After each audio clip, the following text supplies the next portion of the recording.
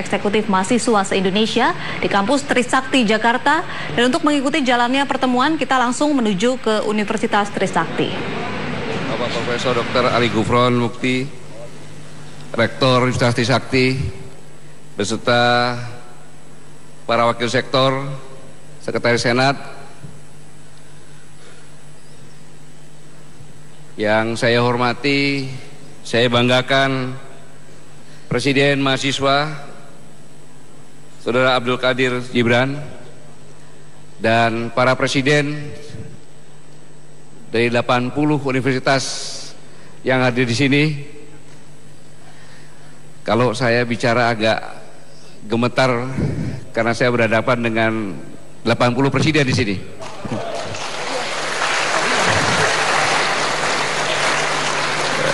Ternyata Panglima TNI berhadapan sama 80 BEM Nusantara. BEM Nusantara ini presiden-presidennya agak grogi-grogi juga ini. Suatu kebanggaan dan penghargaan yang luar biasa. Tadi saya bicara-bicara sama adik kita, Presiden Mahasiswa. Saya bilang saya sudah keliling-keliling 41 universitas. Berarti saya sekarang ini, season ini saya langsung meningkat menjadi 121 karena tambah 80 ini. Perkenalkan, nama saya Gatot Nurmantio. Saya anak tentara. Kemudian bapak saya adalah tentara pelajar, langsung di bawah Jenderal Anumerta Gatot Subroto. Pada saat berumur kurang lebih 14-15 tahun ikut berjuang. Kemudian begitu melihat karisma kepemimpinan komandan bapak saya, Jenderal Anumerta Gatot Subroto, punya niat apabila punya anak pertama laki-laki akan dikasih nama Gatot sebagai kenangan untuk pemimpinnya. Maka saya lahir anak pertama laki-laki dikasih nama Gatot. Kemudian walaupun bapak saya waktu itu masih sarjana muda, olahraga lagi, tapi memahami beberapa bahasa sehingga nama saya Nurmantio itu terdiri dari 3 bahasa. Bahasa Sanskerta bisa, India bisa, Arab bisa, Jawa bisa. Nurnya itu dari bahasa Jawa bisa, Arab bisa, Sanskerta bisa, India juga bisa, yang artinya cahaya. Kemudian man-nya itu man itu bahasa Inggris. Kemudian tio-nya itu bahasa Tiongkok yang artinya 1 juta. Jadi kalau dipanjangkan, Gatot itu adalah 1 juta cahaya laki-laki.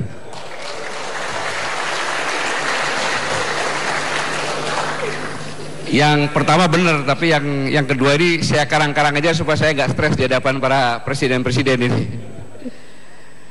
Rekan-rekan sekalian, saya begitu diminta langsung saya katakan iya. Kenapa? Kenapa demikian? Karena memang sejak bangsa ini mau lahir, saya ulangi, sejak bangsa ini mau lahir, yang mempunyai inisiatif adalah pemuda. Sejak bangsa ini mau lahir, seorang pemuda, Dr. Sutomo 1908, merasa sedih karena perjuangan bersifat kedaerahan tidak punya hasil. Kalau kita lihat sama-sama ada Cut Nyadin, kemudian Sisingamangaraja, terus Tuanku Imam Bonjol, Pangeran Diponegoro, terus sampai Kapiten Patumura. Selama 300 tahun tidak berhasil. Seorang pemuda, Dr. Sutomo, mendirikan Budi Utomo, yang tujuannya adalah menyadarkan para pemudanya untuk bersatu. Berjuang selama 20 tahun, sehingga pada tanggal 28, ini Dr. Sutomo ini menarik, pada saat pertama kali lagu Indonesia Raya diperkenalkan. Kalau dulu rapat-rapat pemuda ini pasti ada polisi di belakangnya, polisi Belanda untuk mengawasi. Maka Dr. Sutomo mengatakan, hadirin sekalian, lagu Indonesia Raya akan dikenalkan dan dikumandangkan. Dimohon para hadirin berdiri. Bagi yang tidak berdiri berarti kerbau. Jadi terpaksa dengan malu-malu polisi dari Belanda itu berdiri. Karena kalau nggak dibilang kerbau. Itu Dr. Sutomo. Dan selama 20 tahun berhasil mempersatukan para pemudanya. Yang disatukan para pemudanya. Berhasil menyatukan berbangsa satu, bertanah air satu, berbahasa satu. Adalah Indonesia. Para pemudanya tidak melihat dari Jawa, Sumatera, Sulawesi, Kalimantan, tidak. Mereka berkumpul, bersumpah menjadi satu bangsa, satu tanah air, satu bahasa, Indonesia. Sejak saat itu 1928 dicanangkanlah perjuangan dengan kata-kata merdeka atau mati. Mengapa dikatakan merdeka atau mati? Karena Dr. Sutomo mempelajari antropologi budaya bahwa di Indonesia ini dari Sabang sampai Merauke tidak ada satupun suku. Nah, di sini kalau ada yang bisa nyampaikan, Pak, ada suku ini namanya, kemudian tidak punya ciri khas senjata dan tidak punya tarian perang, kemudian kita diskusi singkat dan saya kalah, maka saya memberikan bonus 50 juta. Tolong carikan satu saja suku dari ribuan suku di Indonesia yang tidak mempunyai ciri khas senjata dan tidak mempunyai tarian perang. Ini kan 80 kan di seluruh Indonesia kan? Tolong carikan. Kemudian tolong carikan bahasa lain dari negara selain Indonesia, gotong royong. Bukan teamwork ya, gotong royong. Kalau ada 100 juta. Pak, ada Pak, bahasa Cinanya apa gitu? Ada bahasa Inggrisnya apa? Dari inti yang saya sampaikan, maka setiap suku di Indonesia ini sekecil apapun juga, dia siap perang melawan siapapun juga. Gotong royong hanya bisa ada di Indonesia. Kenapa? Karena kalau kita duduk di sini nih, di depan ini pejabat-pejabat, direktur sini, kemudian membawa, ada yang mengangkat meja berdua keberatan, apa yang dilakukan? Membantu kan? Padahal dia tidak lihat pangkat, tidak lihat jabatan, begitu ada yang keberatan pasti membantu. Dan membantu ini nggak disuruh, naluri. Itulah maka saya katakan setiap orang Indonesia, siapapun dia, asal dari suku manapun dia, pasti mengalir jiwa patriot dan kesatria. Siapapun dia. Dan mereka tidak akan takut dan tidak bisa ditakut-takuti. Itulah, apalagi pemudanya. Maka begitu canangkan merdeka atau mati, semuanya bersatu melawan penjajah, mengusir penjajah dengan senjata apa adanya, melawan senjata yang termodern. Pemudanya, motornya, dan hanya memerlukan 17 tahun, tidak perlu 300, 17 tahun berhasil mengusir pekimak Belanda itu dari Indonesia. Maka begitu saya diminta berkumpul dengan para pemuda-pemuda ini, presiden-presiden BEM Nusantara, langsung saya katakan siap. Saudara-saudara sekalian,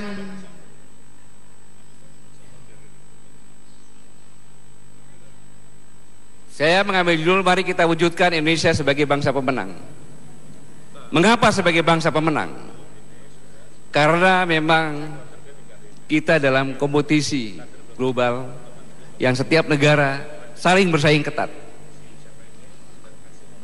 Kondisi dalam negeri pasti terpengaruh dari luar negeri.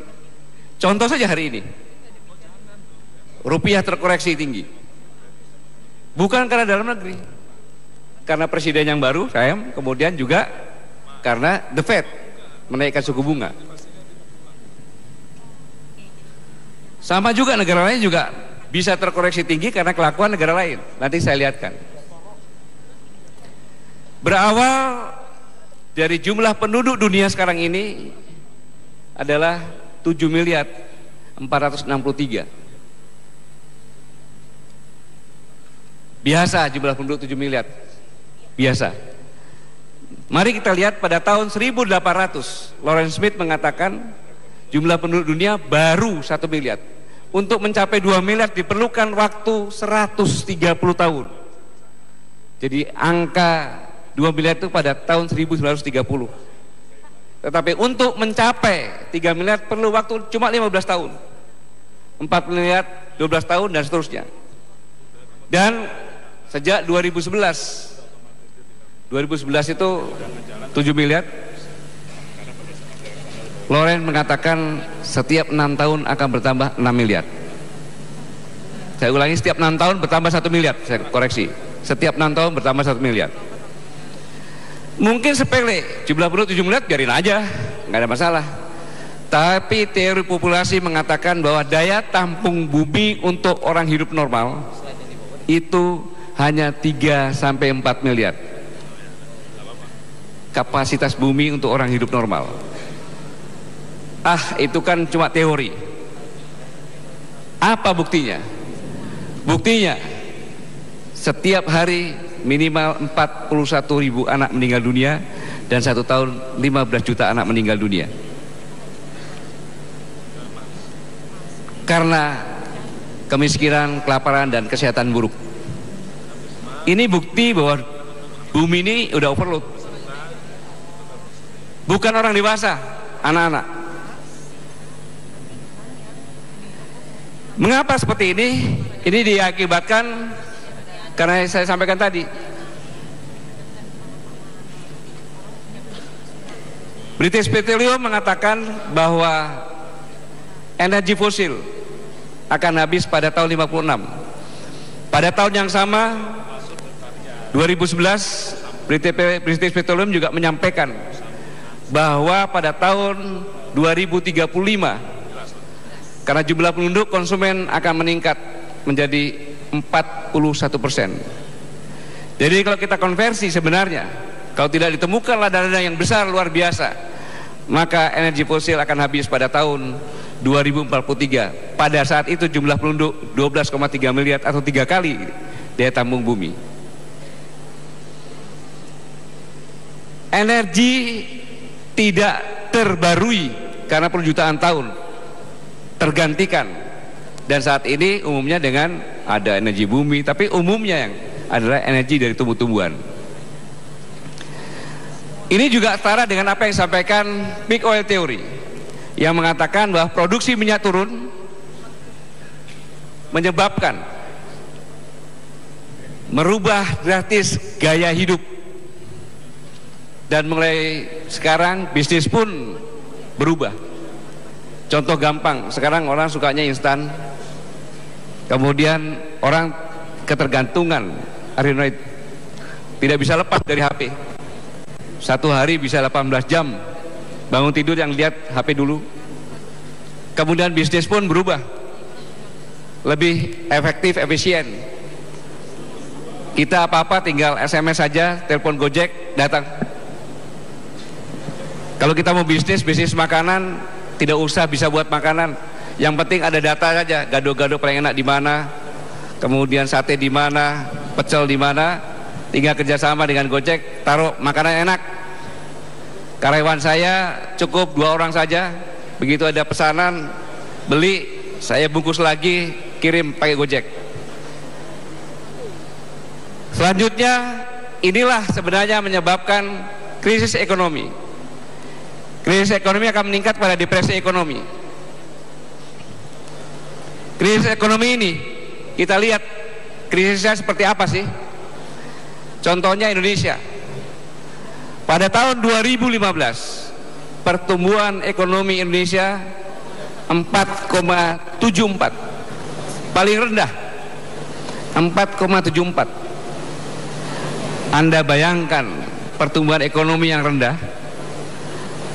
Indonesia pernah pertumbuhan ekonominya 6,4, tetapi ranking 20 ke atas. Tetapi pada saat 2015 kita 4,74, World Bank mengatakan bahwa kita adalah nomor 8 di dunia, di atasnya Prancis sama Inggris. Data ini World Bank ini. Berarti dunia benar-benar dalam kondisi kritis. Inilah dampak dari teori peak oil theory.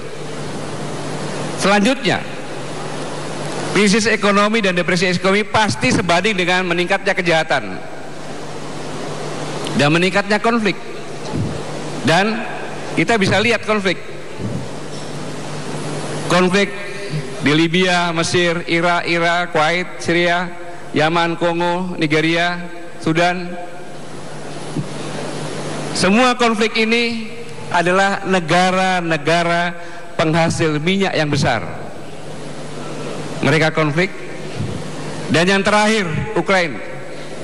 Pada tanggal 28 Agustus 2014, Presiden Amerika yang baru saja diganti, Barack Obama, mengatakan dalam pidato resminya, apabila Rusia menyerang Ukraina, maka NATO akan berperang dengan Rusia.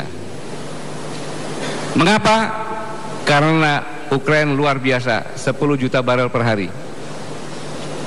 Kalau dulu konflik di dunia karena ideologi, karena agama, tetapi sekarang minimal 70% berdasarkan latar belakang energi. 70%. Yang saya katakan tadi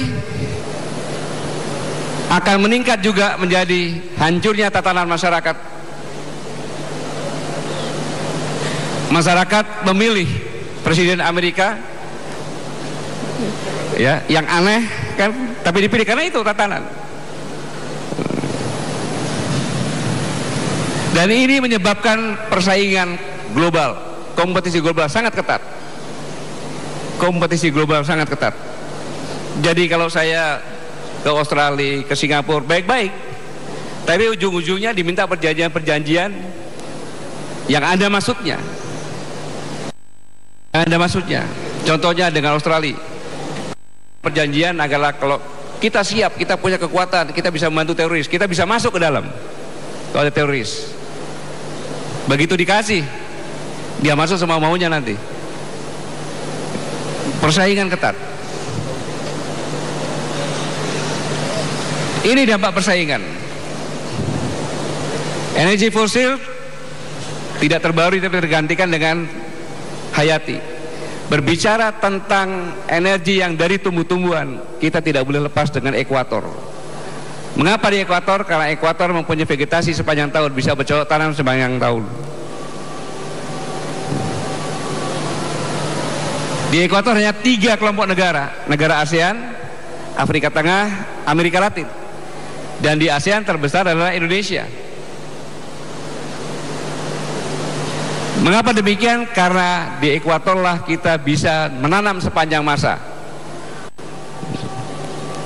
Dan pada tahun 2043 jumlah penduduk 12,3 miliar, 9,8 miliar tinggal di luar ekuator yang bakalan krisis pangan, krisis energi dan air.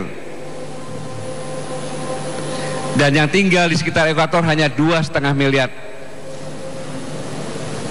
Dan pasti yang 9,8 miliar akan mencari makan di tempat yang 2,5 miliar di tempat kita. Itulah kita akan menjadi rebutan dengan cara apapun juga. Ya, mereka akan mencari pangan, air dan energi di daerah ekuator, antara lain di tempat kita. Maka inilah terjadinya di Venezuela. Karena kekurangan makanan dan obat-obatan, kejahatan meningkat, pembunuhan. Dalam waktu 12 jam 35.000 rakyat dari Venezuela menyeberang ke Kolombia. Di Syria 2015 migrasi lebih dari 4 juta orang karena konflik. Dan diperkirakan pada tahun 2020 akan ada pengungsian besar-besaran dari sub-Sahara. 60 juta orang akan berimigrasi. Berdasarkan penelitian. Taruh di mana itu? Saya pernah pada tahun 2014 saya ke Malaysia bercerita dengan Menteri Pertahanan Malaysia. Lagi bicara sampai seperti ini, saya jelaskan seperti ini, langsung Saya lihat tangannya gemetar, lututnya gemetar. Saya pikir sakit jantung, bahaya nih orang kan. Datuk, kenapa begitu? Sebentar Panglima, sebentar. Kenapa? Sebentar. Nanti saya jawab. Setelah tenang minum air putih, dia bilang, saya sangat takut. Kenapa Datuk takut?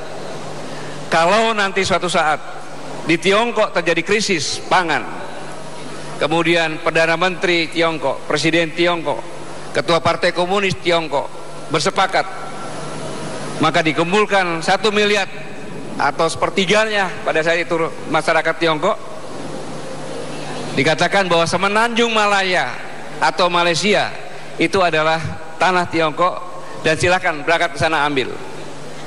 Dan menyerukan kepada Vietnam, Laos dan Thailand, rakyat saya 1 miliar akan lewat, tolong mereka kasih makan. Begitu sampai perbatasan antara Thailand dengan Malaysia, tentara saya tidak bisa menahan 1 miliar orang. Tidak mungkin dia berani membunuh 1 miliar orang. Saya takut. Saya bilang, kalau saya tidak takut, Datuk, kalau ke tempat saya kan lewat laut.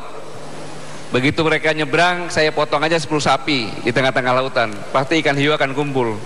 Habis itu saya tembaki dengan senjata kecil aja supaya bocor, dimakan ikan hiu mereka semuanya, saya bilang.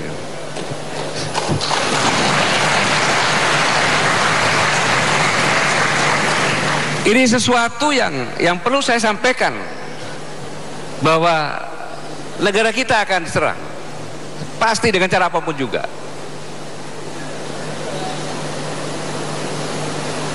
Ini pada saat 7 Maret 2014 saya memberikan kuliah umum di UI. Saya kasih pertanyaan, apabila Anda jadi presiden yang penduduknya 9,8 miliar, yang 27 tahun lagi akan terjadi krisis makanan dan air serta energi, melihat Indonesia yang begitu indah, apa yang dilakukan? Saya sangat terkejut jawabannya. Apa jawaban para mahasiswa? Saya akan membeli media massa, TV dan koran. Untuk apa? Saya akan membentuk opini lewat media sosial, lewat media TV, lewat koran. Kemudian yang kedua, saya akan membeli undang-undang. Caranya gimana? Panglima pura-pura tidak tahu aja. Mana ada undang-undang yang dibuat tidak pakai uang di sini? Itu mahasiswa yang bilang. Yang menjutan lagi, saya akan mengadu aparat hukum antara kepolisian dengan KPK.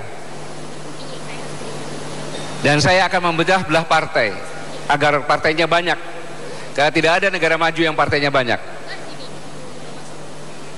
7 Maret 2014 dan 2015 kejadian itu.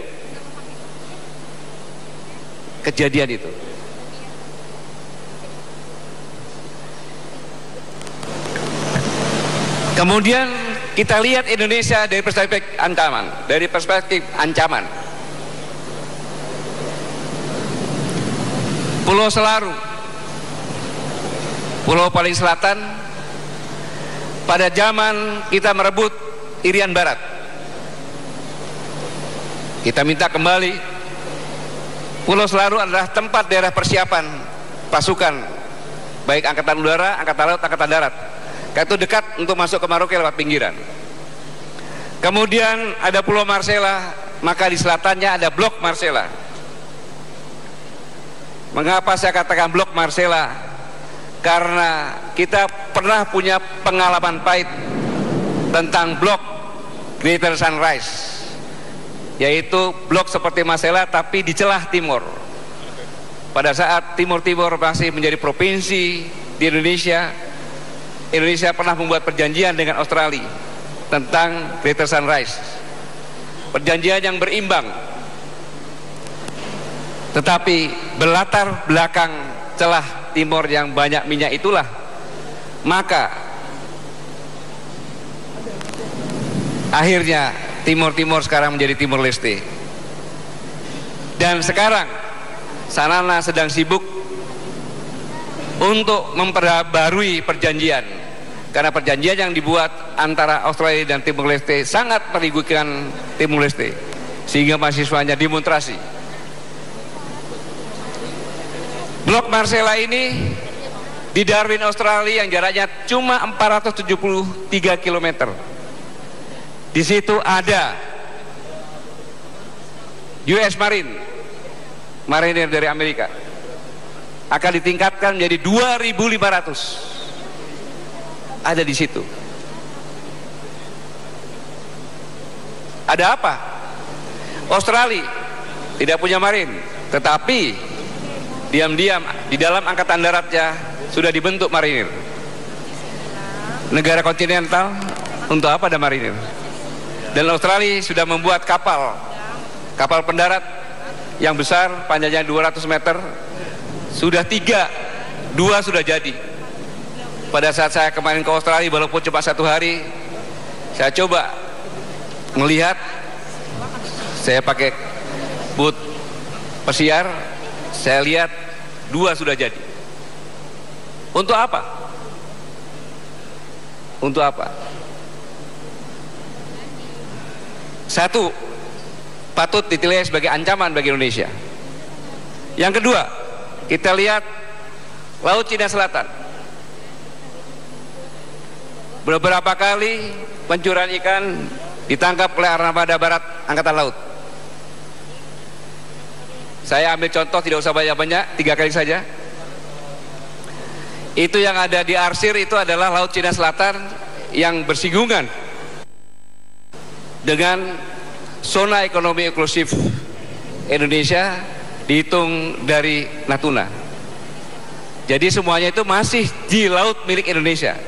Tetapi kapal-kapal nelayan Cina dikawal oleh Coast Guard.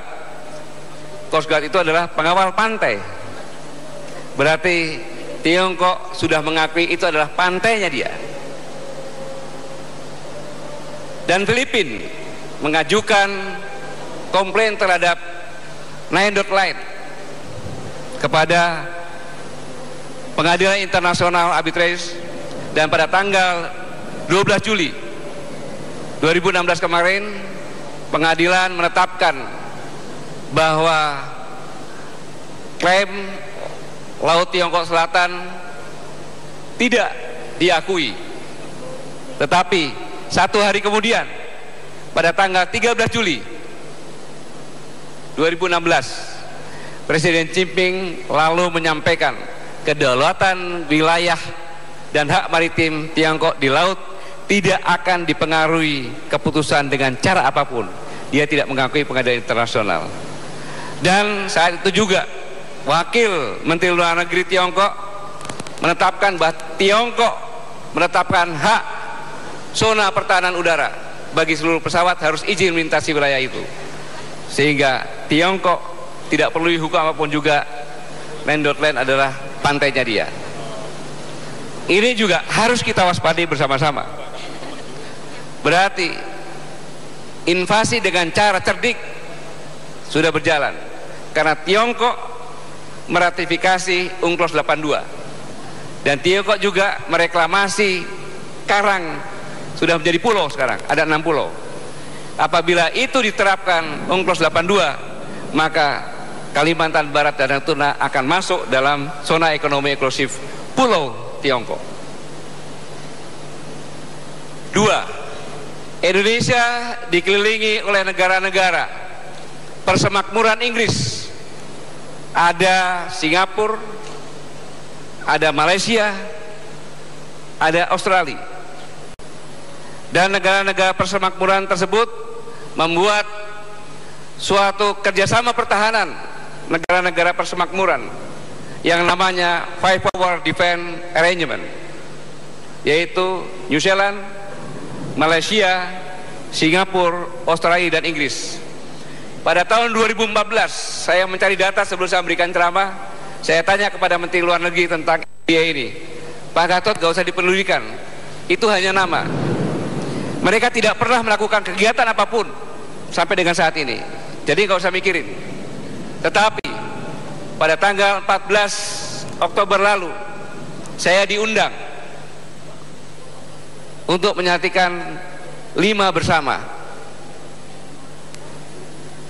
5 pada 24 saya ulangi, 4 sampai dengan 21 Oktober saya diundang dan saya tidak mau datang karena baru kali ini mereka latihan bersama-sama, yaitu bersama 5, Inggris, Malaysia, Singapura, Australia, dan New Zealand, dengan kekuatan besar melibatkan 3.000 personil, 71 pesawat tempur, 11 kapal tempur dan kapal selam. Padahal kita pernah punya masalah dengan Singapura tentang reklamasi dan penamaan kapal Usman Harun. Tidak pernah disinggung-singgung. Setelah saya datang ke sana, saya ketemu dengan Menteri Pertahanan dan Panglima Singapura. Saya katakan, mengapa Anda memprotes nama kapal Angkatan Laut Usman Harun? Ada masalah apa? Tidak ada sangkut pautnya dengan Singapura. Karena pada saat kejadian Usman Harun di pulau ini belum ada Singapura. Ini masih bagian Malaysia. Karena bulan Maret kejadian Usman Harun dan Filipina lahir pada Agustus pada tahun yang sama. Jadi belum, saya ulangi, Singapura. Berarti belum ada Singapura. Sudahlah, Jenderal, kita tidak usah bicara lagi masalah itu, lupakan saja. Baik, lupakan dan jangan bilang-bilang lagi Usman Harun. Ini Malaysia, si Padang Ligitan, Ambalat, Australia tentang penyadapan pejabat, Bali 9. Kita dikepung dengan negara-negara persemakmuran. 3. Mari kita lihat dalam negeri. Ancaman terorisme. Teroris, tempat paling aman, tidak usah jauh-jauh, antara Malaysia dengan Singapura dibanding Indonesia. Tempat paling aman adalah Indonesia, karena undang-undangnya menyebutkan undang-undang pidana teroris. Maka berbuat dulu baru bisa. Saya tanya sama Pak Tito Kapolri, Pak Kapolri, dari semua satuan-satuan di kepolisian, saya tanya, yang paling banyak cerai adalah anggota mana? Dijawab dengan jujur, Densus 88 yang paling banyak cerai. Kenapa? Karena mereka harus mengikuti satu persatu yang diduga teroris, diikuti terus. Ya wajar saja, manakala istrinya nanya, Pak, anakmu sakit, dia tidak berani meninggalkan nengok anaknya, karena begitu meninggalkan ini berbahaya. Ngikutin terus, mau kejadian tangkap, mau kejadian tangkap. Sampai kapan seperti ini? Memang teroris kita seolah tidak ada, tetapi mereka sedang belajar dan sekolah di Syria. Harusnya undang-undangnya seperti di Malaysia, Singapura. Teroris adalah kejahatan terhadap negara, terindikasi mencoba baru tak. Jangan sampai telah meledakan. Dan untuk diketahui, dana yang mengalir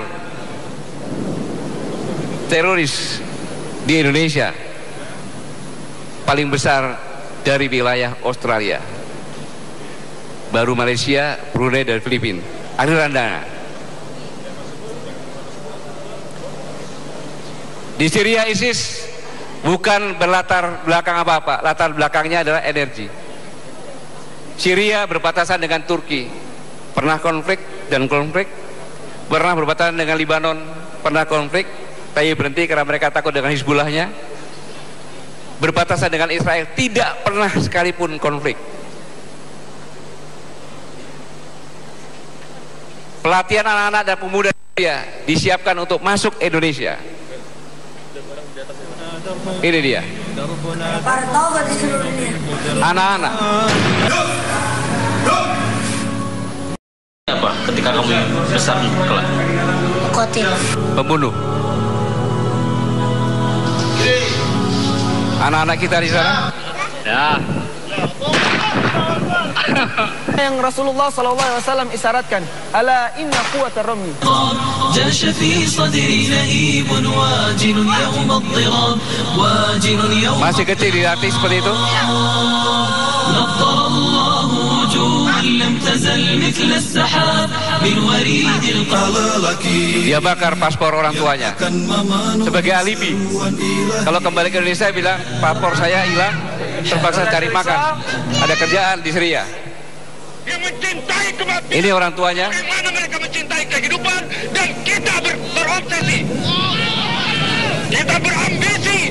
Kita berjumpa dengan Kita ambil benteng demi benteng, wilayah demi wilayah, tidak mengenal negara. takluk wilayah demi wilayah dan benteng demi benteng, dan tambahkan kesabaran antum semua.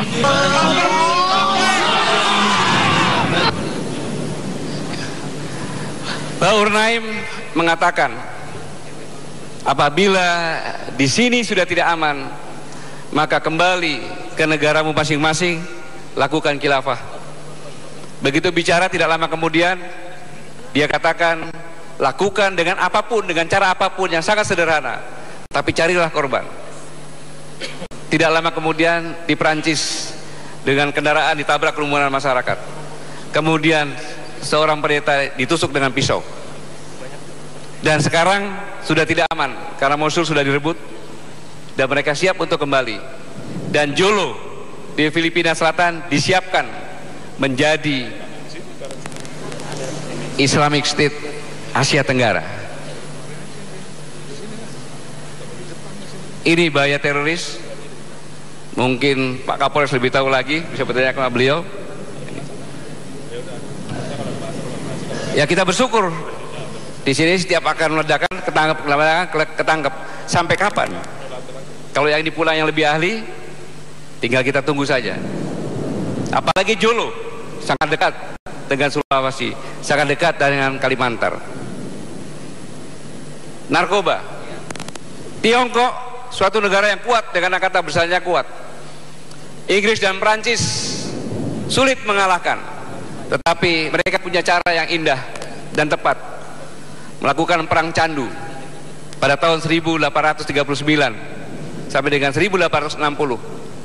Akhirnya rakyatnya, angkatan perangnya, semua candu, tiba-tiba jadi on dan dikalahkan oleh Prancis dan Inggris, sehingga harus menggadaikan Hong Kong, Taiwan, Makau. Dan di Indonesia sudah 2% penduduk Indonesia mengkonsumsi narkoba, kurang lebih 5,1 juta. Dan ini pasti fenomena gunung es, hanya permukaan saja yang terlihat seperti itu. Dan setiap tahun tidak kurang dari 1.500 meninggal. Sudah di perbatasan-perbatasan, dan narkoba masuknya, transitnya di Malaysia. Sampai sekarang kepala BNN Buas berusaha berkoordinasi dengan Malaysia untuk bisa masuk pada saat dia transit, tidak diizinkan. Tetapi di Malaysia sangat ketat. Tapi kalau untuk transit, kalau ditanya mungkin untuk kemana, ke Indonesia, mungkin dibiarin. Perang candu sudah melanda kita. Kalau kita tidak waspada, tinggal tunggu saja.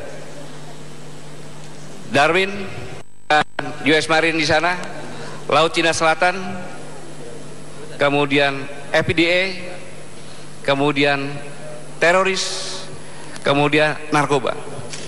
Satu lagi, tujuan narkoba adalah untuk lost generation. Dan satu lagi permasalahan, persaingan ekonomi. Sudah bukan rahasia lagi persaingan ekonomi. Mari kita lihat. Karena dunia benar-benar krisis, yang saya katakan tadi. Pertumbuhan ekonomi yang sangat rendah Indonesia, tapi masih 8 besar. Bagaimana dunia krisis? Padahal pendapatan negara sebagian besar 72% dari pajak. Buktinya, karena pajak bisa diperoleh kalau ekspor dan import meningkat. Kalau ekspor dan import negatif, nggak bisa. Buktinya apa? Pada tahun 2015 perolehan pajak kita tidak memenuhi target, yang harusnya sekitar 1.292, hanya 1.080, sehingga Ditjen Pajaknya kabur, mengundurkan diri. Ini bukti kalau benar-benar karena ekspor importnya negatif, karena krisis tidak bisa memenuhi target pajak. tahun ini pun harus dibantu dengan tax amnesty. Dan kita lihat tax amnesty terbesar di dunia, 97,2 triliun perolehannya. Yang kita lihat bukan ini, tapi yang kita lihat, bayangkan negara tetangga pada saat tanggal 27 Juni kemarin, sehari sebelum tax amnesty, nilai tukar 1 dolar Singapura adalah 9.834 dan nilai tukar rupiah terhadap ringgit adalah 3.280. Tetapi begitu diundangkan tax amnesty satu hari saja, nilai Singapura terkoreksi 134 poin dan ringgit Malaysia terkoreksi turun 147. Negaranya ekonominya lagi susah, nggak ada permasalahan, tiba-tiba terkoreksi turun. Bingung mereka. Setelah dicek, yang kurang ajar adalah Indonesia. Dan hari ini turun 235 poin dan ringgit turun 83,4 poin. Saya yakin mereka pun marah dengan kita. Dalam kondisi seperti ini, pasti kalau persaingan ketat antara 10 orang, kemampuannya sama, persaingan tidak masalah. Tapi begitu ada yang menonjol satu, pasti bersama-sama untuk meroyok. Yang menonjol itu kita hilangkan dulu, supaya kita persaingannya persaingan biasa-biasa. Itulah negara kita. Ini presentasi ancaman Darwin, Laut Cina Selatan, FPDE, narkoba, teroris, persaingan ekonomi, dan ini sangat berpengaruh terhadap kondisi dalam negeri. Apapun, maka kita harus waspada terhadap ini. Saya pun mempertaruhkan menyampaikan ini karena negara ini ditentukan oleh para pemudanya. Para pemudanya harus tahu betul ancaman yang sebenarnya. Dan ancaman ini nyata. Anda silakan browsing, silakan cari, silakan diskusikan. Nyata. Bahkan persaingan yang ketat.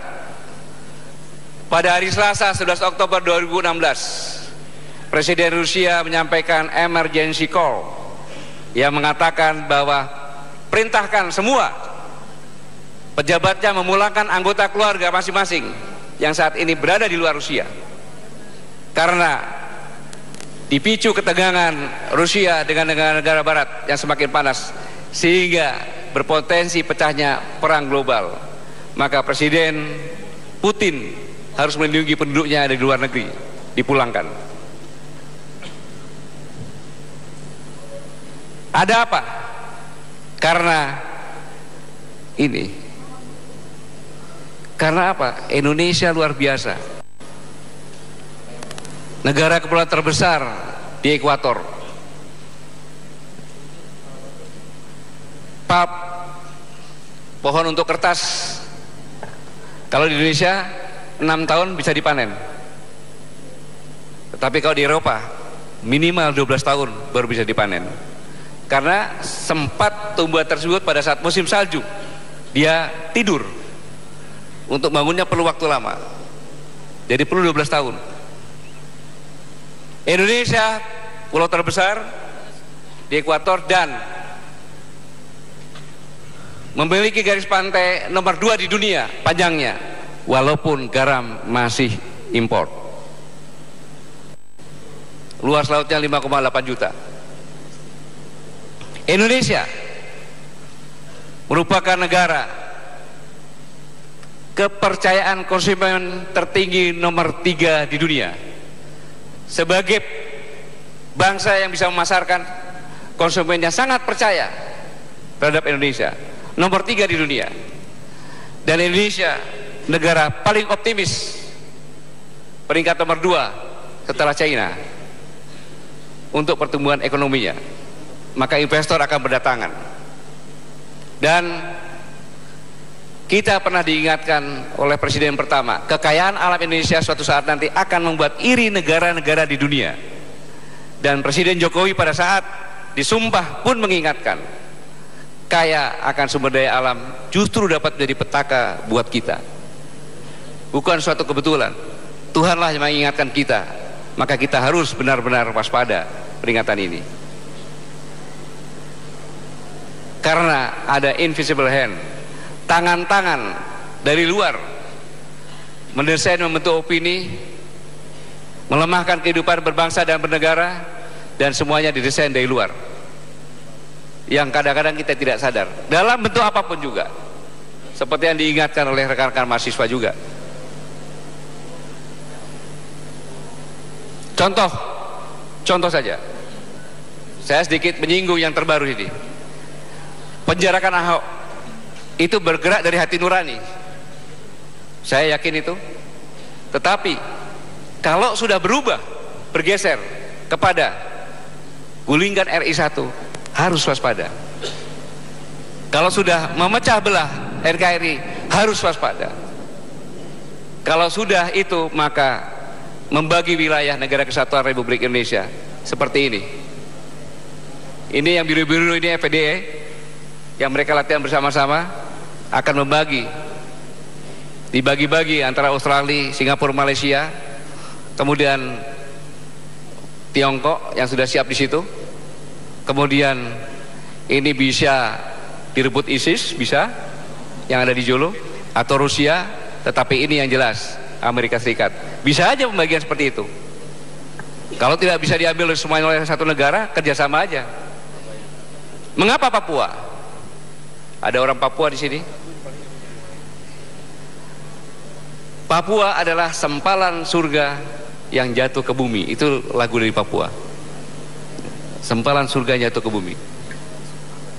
Dan orang Hindu, apabila ada yang meninggal, akan dikremasi. Di bawah ada semacam ogoh-ogoh. Di atasnya pasti ada anak kesayangannya atau cucu kesayangannya, atau orang yang disayangi. Pasti membawa burung cendrawasih. Saya tanya, ada apa itu? Pada India kok bisa itu? Burung cendrawasih bagi kepercayaan Hindu adalah burung nirwana yang akan memandu arwahnya ke nirwana.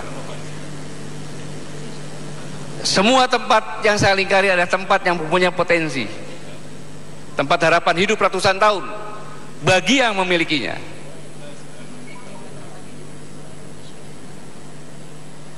Bagaimana mengatasinya? Tidak ada alternatif lain. Yang saya contohkan tadi, perang kedaerahan, kita harus mempertahankan kebineka tunggal ikaan. Itu adalah suatu kekuatan. Sudah saya ceritakan tadi pada saat pembukaan. Kenapa? Karena Bhinneka Tunggal Ika adalah center of gravity pemersatu bangsa yang luar biasa. Karena kita bisa merdeka Bhinneka Tunggal Ika dulu, maka negara lain juga tahu. Itulah yang akan dipecah-pecah dulu, dengan cara apapun juga, dengan tema apapun juga, mereka berusaha untuk ini. Bila tidak ada Islam, bukan Indonesia. Bila tidak ada Kristen, bukan Indonesia. Bila tidak ada Hindu, bukan Indonesia. Bila tidak ada Buddha, bukan Indonesia. Dan bila tidak ada aliran kepercayaan, bukan Indonesia.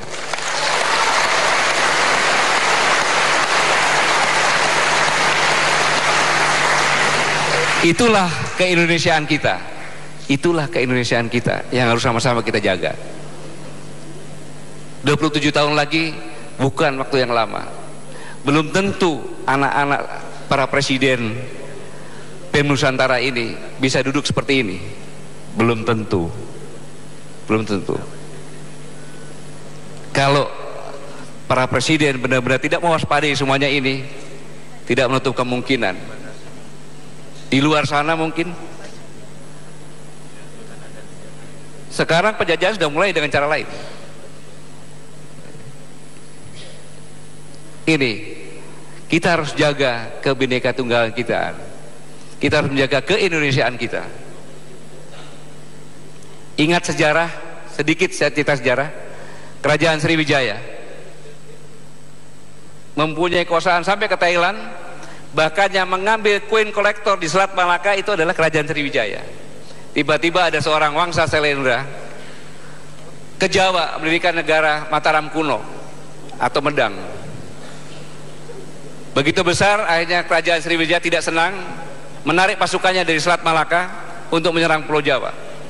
Akhirnya Selat Malaka dikuasai oleh kerajaan India Selatan namanya Cholamandala. Lama-lama Kesultanan Islam yang di Sumatera melepaskan diri dari Sriwijaya, dan Sriwijaya punah bukan dari luar tapi dari dalam sendiri yang mengkeroposkan. Demikian juga Majapahit dengan Pati Gajah Madanya, lebih luas lagi bahkan wilayahnya. Sama. Begitu Raden Hayam Wuruk meninggal, maka mengangkat Kusuma Wardani, anak dari ratunya, seorang wanita. Tetapi anak dari selirnya, Raden Wirabumi, merasa punya hak mengumpulkan orang-orangnya. Akhirnya kelompok Kusuma Wardani dan Wirabumi berperang dengan besar, namanya Perang Paregrek. Majapahit pun punah bukan dari mana-mana, karena dari dalam sendiri. Tidak ada satupun kerajaan yang ada di Indonesia itu bisa dihancurkan dari luar, tidak. Karena kerajaan apapun juga diisi oleh orang-orang yang mengalir jiwa patriot dan kesatria, yang apabila terusik jati dirinya, dia tidak akan takut. Maka kalau menguasai suatu kerajaan, harus dibunuh semua orang kerajaan, baru bisa. Karena mereka tidak takut mati. Sama di hadapan saya juga nggak ada takut mati, betul nggak?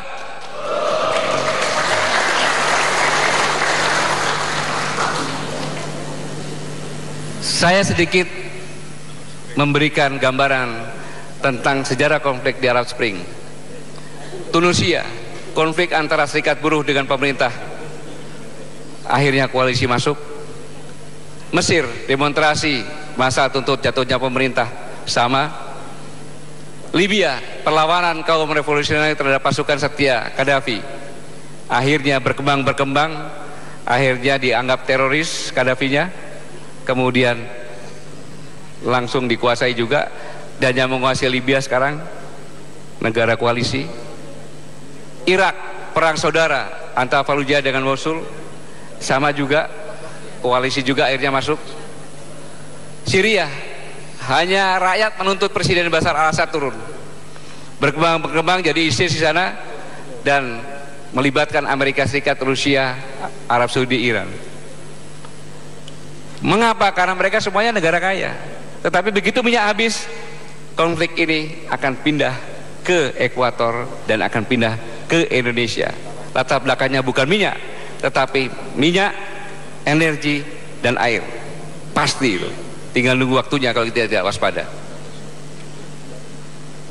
Arab Saudi yang aman pun terlibat konflik dengan Yaman sekarang. Saya ingatkan, Indonesia penuh dengan potensi, penuh dengan keunggulan, penuh dengan kekuatan. Tetapi satu kelemahan Indonesia, selalu mengatakan aku, bukan kita. Aku, bukan kita. Ini kelemahan dari kerajaan-kerajaan, kelemahannya itu. Sehingga mudah diadu domba, mudah dipecah belah. Kalau kita tidak waspada, kita jadi seperti Arab Spring, bisa jadi. Ingat, Bung Karno pernah mengingatkan kepada kita, perjuanganku lebih mudah karena mengusir penjajah, perjuanganmu akan lebih sulit karena melawan bangsamu sendiri.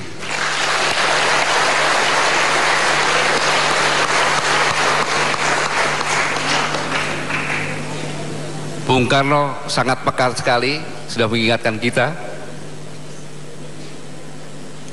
Maka cegah hasutan, cegah provokasi, cegah adu domba terhadap rakyat. Kalau tidak mau, kita bisa seperti ini. Lihat sebelum dan sesudahnya. Tempat rekreasi yang indah jadi seperti ini. Masjid halamannya bagus jadi seperti ini.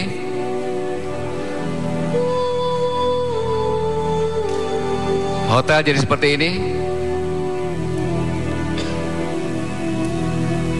Gereja yang indah seperti ini. Dalamnya indah sekali seperti ini, jadinya seperti ini.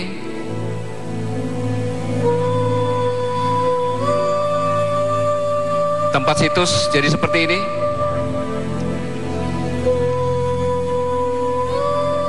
pertokoan jadi seperti ini. Perkotaan seperti ini ramainya jadi seperti ini. Kantor duta besar jadi seperti ini. Dan kalau kita tidak waspada, Tanmin Sudirman depan Trisakti bisa seperti itu. Tinggal tunggu waktunya saja kalau kita tidak waspada. Semua pasti dari dalam. Pasti dari dalam. Dibuat propaganda di dalam dulu, baru koalisi masuk dengan alasan HAM, terorisme dan sebagainya. Mari kita ajak seluruh anak bangsa wujudkan stabilitas keamanan dan politik agar NKRI tidak pecah belah, agar pertumbuhan ekonomi positif, iklim usaha maju, pembangunan semakin merata, dan rakyat sejahtera. Dan ini yang bisa mendengung-dengungkan ini, yang bisa menjaga adalah pemudanya, adalah para presiden di 80 universitas yang ada ini.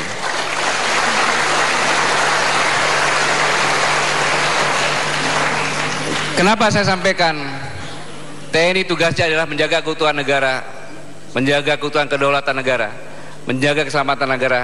Dalam kondisi dari 8, TNI tidak mampu. TNI tidak mampu.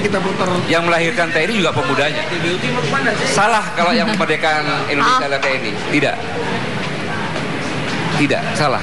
Pemuda yang saya katakan tadi bersatu dengan Sumpah Pemuda lah yang melahirkan Indonesia pada tanggal 17 Agustus 1945. TNI lahir beberapa bulan tutup pintunya, berisik. 5 Oktober. Jadi TNI tidak berjuang. Tahu, takut tidak tapi selesai. pelaku-pelaku berjuanglah yang sebagian menjadi BKR atau TKR. Apaan?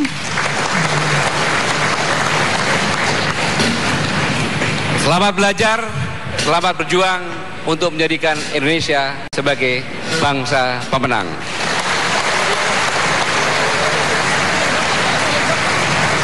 Kamera 3.